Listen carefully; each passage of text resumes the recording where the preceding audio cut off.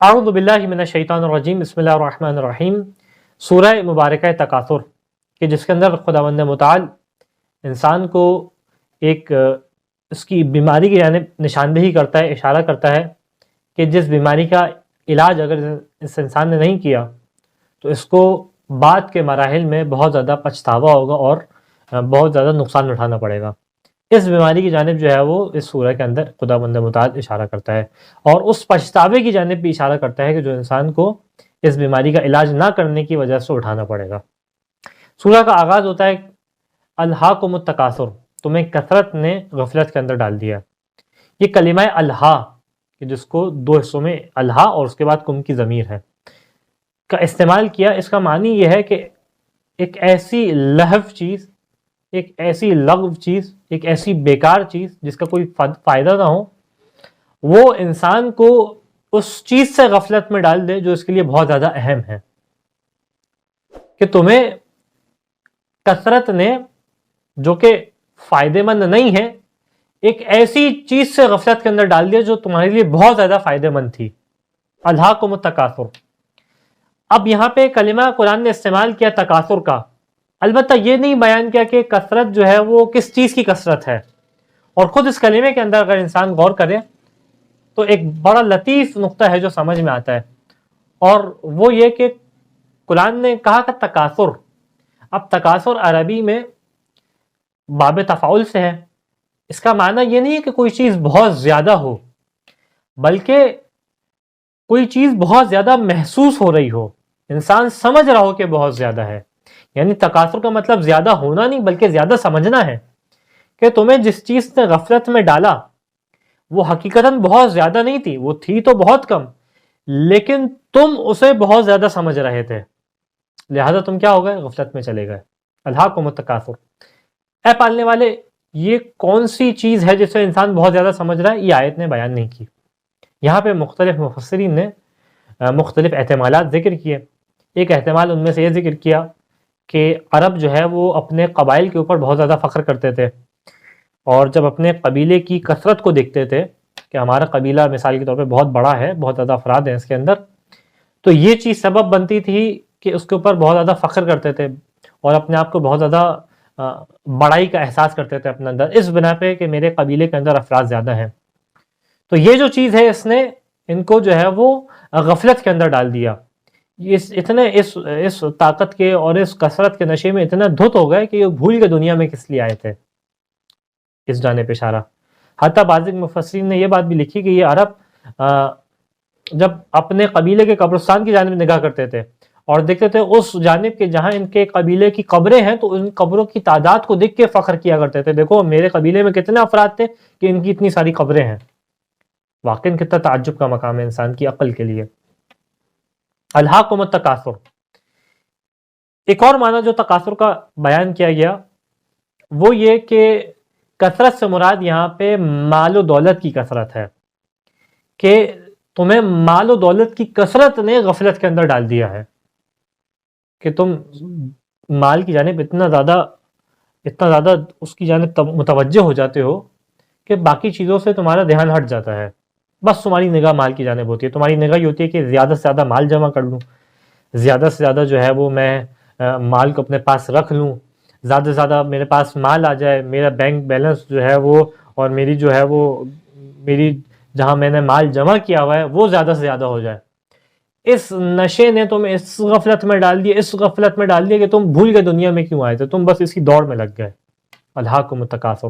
اور جو مال و دولت والا معنی ہے، اسی معنی کی تائید روایات بھی کرتی دکھائی دیتی ہے، کہ روایت ہے رسول خدا ختم مرتبہ صلی اللہ علیہ وآلہ وسلم سے بیان کرتے ہیں ابن عباس کے آپ نے اس آیت کی تلاوت کی الہاکم التکاثر، اس کے بعد بیان کیا تکاثر الاموال، کہ یہاں پہ کثرت جس کو انسان کثیر سمجھ رہا ہے وہ کیا ہے؟ وہ مال ہے۔ اور خود اس کلمے کی جانب جیسا میں نے اشارہ کیا، انسان اگر توجہ کرے تو ایسا نہیں ہے کہ مال بہت زیادہ ہے، ایسا نہیں ہے، بلکہ یہ مال زیادہ سمجھ رہا ہے، حقیقتاً تو مال بھی کم ہے، بہت قلیل مال ہے، انسان اگر دیکھے دنیا میں کتنا جمع کر لے گا، لیکن اس مال کو زیادہ سمجھتا ہے یہ۔ اور اس کے بعد اللہ کے رسول بیان کرتے ہیں کہ جمعہا من غیر حقہا ومنعہا من حقہا، کہ جب یہ انسان نے مال کو جمع کیا تو اس مقام سے جمع کیا کہ جو اس کا حق نہیں تھا. اس کو جو ہے وہ اس نے پرواہ نہیں کی حرام آ رہا ہے حلال آ رہا ہے، بس اس نے کہا کہ میرے پاس کسی طریقے سے آ جائے، اور اس نے جمع کر لیا. جمع من غیر حقها، بس اس کو اس بات کی فکر تھی کہ میرے پاس آ جائے، چاہے یہ رشوت کا مال ہے، چاہے جو ہے وہ میری بہن کے وہ میراث کا حصہ ہے جو میں نے اس کو نہیں دیا، بس کہیں سے بھی میرے پاس مال آ جائے، اس بات کی فکر تھی انسان کو. اس کے بعد بیان کیا کہ وہ منعها من حقها، یہاں تک کہ اس نے جو ہے وہ اس کو جب مال آ گیا تو اس مال میں جس کا حق تھا اس کو منع کر دیا کہ جب تمہارے پاس مال جمع ہوا تھا تو اس کے اوپر خدا نے کچھ واجبات قرار دیے تھے،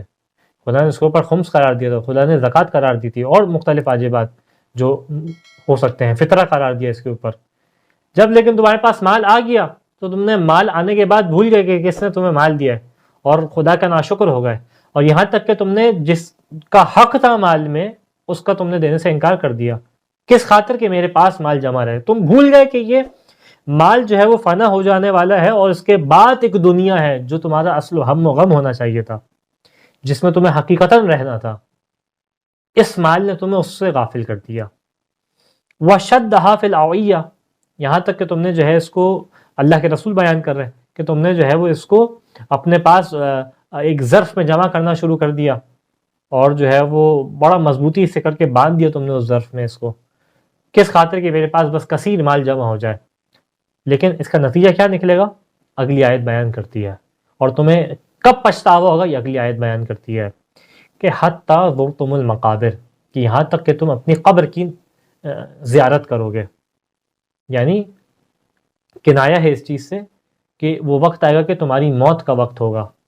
اور دنیا تم پیچھے چھوڑ چکے ہوگے، اور تمہاری دنیا تمہارے علاوہ دوسروں کی حوالے ہو چکی ہوگی، دوسرے اس سے عیاشی کر رہے ہوں گے، دوسرے اس سے مزے لے رہے ہوں گے، اور تمہیں وہ جو تم نے دنیا کمائی تھی اس کا حساب کتاب دینا ہوگا. حتیٰ تم المقابر، اچانک سے تمہارا یہ کثرت کا نشہ ایک دم سے ٹوٹ جائے گا جب تمہارے ساتھ سامنے ملک الموت ہوگا، اور اس کے بعد تم قبر کے اندر تمہیں لٹا دیا جائے گا اور تم سے حساب کتاب کیا جا رہا ہوگا. اس موقع پہ شاید تمہیں یاد آئے کہ کس طریقے سے میں نے جو ہے وہ مال جمع کیا تھا اور کہاں کہاں سے مال جمع کیا تھا. آج سب مال میرا اولاد کے پاس ہے، میرے کچھ یہ مال کام نہیں آ رہا ہے، میرے کام آ رہے تو وہ نیکیاں ہیں جو میں نے نہیں کی. خداوند متعال اس مرحلے سے انسان کو بچائے کہ شدید ملامت ہے انسان کے لیے کہ تمہیں کس چیز سے غافل کر دیا. دیکھو تو تم نے کتنا گھاٹے کا سودا کیا ہے. اس کے بعد بیان کرتے ہیں کلا سوف تعلمون ثم کلا سوف تعلمون، کہ ہرگز نہیں، یہ غلط کام تم نے کیا، توبیخ کی جا رہی ہے، ملامت کی جا رہی ہے، ان قریب تمہیں معلوم ہو جائے گا. اس کے بعد کہا ثم کلا سوف تعلمون، پھر ان قریب تمہیں معلوم ہو جائے گا کہ جب تم جو ہے وہ اپنی قبر میں اٹھائے جاؤ گے تو تمہیں علم آئے گا. اب یہاں پہ سوال ہے کہ خدا نے 2 دفعہ اس کلمے کا استعمال کیا، سوف تعلمون، پھر کہا ثم کلا سوف تعلمون، تو ایک دفعہ علم آئے گا، پھر سے کہا، پھر دوسری دفعہ کہا کہ علم آئے گا. تو یہاں 2 دفعہ علم آنے سے کیا مراد ہے؟ روایات بیان کرتی ہیں کہ جو پہلی دفعہ علم آئے گا اس سے مراد انسان کا قبر میں آنے والا علم ہے، کہ جب یہ قبر میں اتارا جائے گا اور اس موقع پہ عذاب الہی کو برداشت کر رہا ہوگا، عذاب الہی اس کے اوپر جو ہے وہ ڈالا جا رہا ہوگا، اس موقع پہ اس کو جو ہے وہ علم آ جائے گا کہ جو کچھ اللہ کے رسول نے کہا تھا صحیح کہا تھا، جو کچھ قرآن نے کہا تھا صحیح کہا تھا، اور یہ تمام باتوں کا یہ علم آ جائے گا اس کو. دوسرا علم کب آئے گا؟ کہ جب قبر سے اس کو بعثت کے لیے اٹھایا جائے گا، مبعوث کیا جائے گا قبر سے اس کو، اور جو ہے وہ اٹھا کے قیامت کے دن اس کو پیش کیا جا رہا ہوگا. اس موقع پہ اس کو علم آ جائے گا، کہ جیسا کہ روایت ہے چھٹے امام جعفر صادق علیہ السلام سے بیان کرتے ہیں اس آیت کے بارے میں، کہ ان 2 آیات کے بارے میں، کلا سوف تعلمون ثم کلا سوف تعلمون، کہ یعنی مرتن فی القرہ و مرتن اخرى یوم القیامہ، کہ پہلی دفعہ کب علم آئے گا؟ کہ جب انسان کو واپس پلٹایا جائے گا، کہ جب دنیا چھوڑ کے اپنی قبر کی جانب جا رہا ہوگا، اس موقع پہ اس کو علم آ جائے گا. دوسری دفعہ علم کب آئے گا؟ کہ جب قیامت کے دن اس کو بلایا جائے گا اور قیامت کے دن خدا کے حضور اس کو پیش کیا جائے گا. اس موقع پہ اس کو علم آئے گا کہ میں نے کتنی بڑا گھاٹ والا سودا کیا ہے اور کتنا میں نے نقصان اٹھایا ہے، کتنی چھوٹی اور معمولی سی چیز کے بدلے میں نے کتنا بڑا نقصان کر دیا اپنا. اس کی ذیل میں ایک اور روایت ہے، امام علی علیہ السلام سے بیان کرتے ہیں کہ ما دلنا نشک فی عذاب القبر حتی نزلت الہاکم التکاثر الی قولہ کلا سوف تعلمون یرید فی القبر، کہ ہم جو ہیں وہ عذاب قبر کے بارے میں شک کیا کرتے تھے۔ اب اس سے مراد طبعاً امام علی اپنی کیفیت بیان نہیں کر رہے ہیں، بلکہ مدینے میں موجود اصحاب کی کیفیت بیان کر رہے ہیں۔ نعوذ باللہ من ذالک، امام کی دل کی کیفیت اس طریقے سے نہیں ہو سکتی کہ کسی چیز کے بارے میں اتنی واضح چیز کے بارے میں شک کریں۔ اس کے بعد کیا کہتے ہیں کہ وہ اصحاب گویا شک کرتے تھے، یہاں تک کہ یہ سورہ نازل ہوئی، اور اس سورہ میں یہ آیت نازل ہوئی کہ کلا سوف تعلمون، ان قریب تمہیں علم آ جائے گا۔ تو اس سے بیان کہ اس سے مراد کیا ہے، یعنی یریدو فی القبر، قبر کے اندر تمہیں علم آئے گا، کہ جب تمہیں عذاب قبر دیا جا رہا ہوگا تمہیں علم آ جائے گا، تمہیں معلوم ہو جائے گا کہ جو کچھ کہا گیا تھا سچ کہا گیا تھا،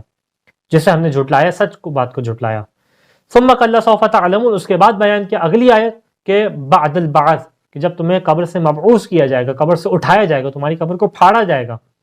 اور جب تمہیں خدا کے حضور پیش کیا جائے گا، اس موقع پہ تمہیں علم آ جائے گا کہ جو کچھ اللہ کے رسول نے کہا تھا صحیح کہا تھا۔ اس ایپیسوڈ میں یہی اس آیت تک اکتفا کرتے ہیں، انشاءاللہ آنے والے ایپیسوڈ میں باقی آیت کے مطالب کو آپ کے سامنے پیش کریں گے۔ خدا مند متعال سے دعا ہے اس سورہ کے مطالب پہ، مضامین پہ عمل کرنے کی توفیق عطا فرما۔ وآخر الدعوانا ان الحمد للہ رب العالمین۔